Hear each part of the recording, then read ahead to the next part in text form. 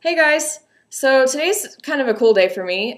Today marks a year since I've gotten off Celebrex for chronic joint pain and fibromyalgia. For those of you who don't know, I have lupus and arthritis, joint pain, chronic muscle pains. That's a really common symptom with autoimmune diseases. And I was on Celebrex for a number of years to deal with that chronic pain.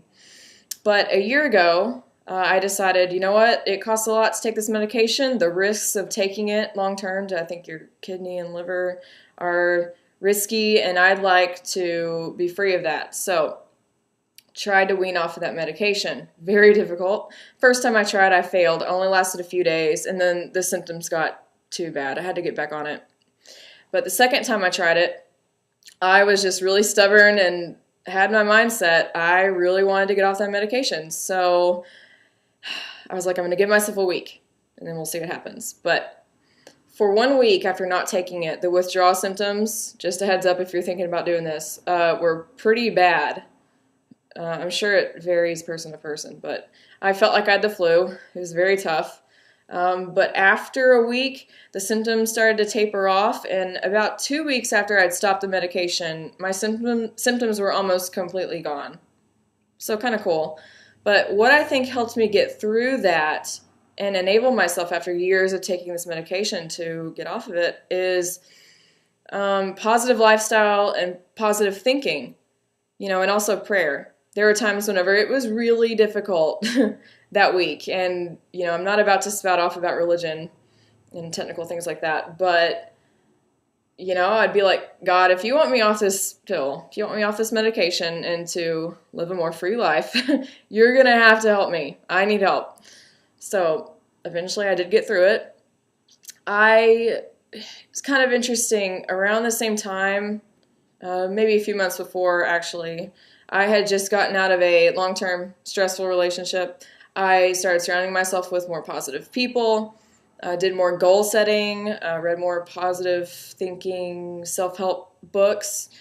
I just tried to separate physical obstacles, like dealing with lupus, from mental obstacles.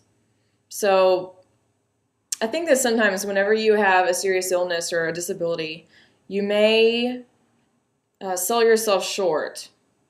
So an example would be, oh, I have lupus, I can't do this.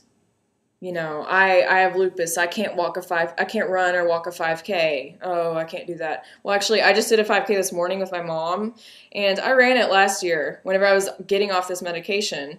And this year, because I had a really bad lupus flare this past week, I walked it with my mom. It was her first 5K, and I was really happy to experience that with her. So anyway,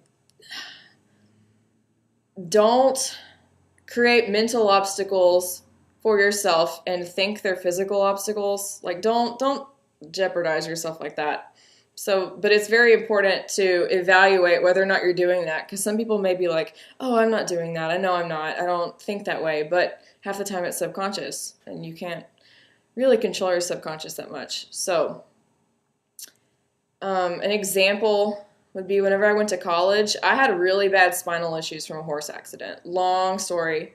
But we had a rock climbing wall that was really cool. I had a lot of friends who did that, and I was like, oh, I'd love to do that, but I can't. I have spinal problems. Well, I eventually just gave it a shot. Some people talked me into doing it, and I ended up working there for a few years. So you never know. If there's something you want to do, don't immediately say, oh, I'll never be able to do that because of whatever. Okay, I think part of positive change and accomplishing something you thought wasn't possible, it starts in your mind. So if you can at least consider it, at least talk positively to yourself about your goals instead of defeating yourself with, I can't do this because of this, I think you could experience a better life. So I want to encourage you, if you want to get off medication or if you just want to deal with your symptoms better and live a more fulfilling life, make sure your mindset is in line with those goals. And, there are little things you can do every day, even if you can't get off medication. There are little things you can do every day to experience a better life.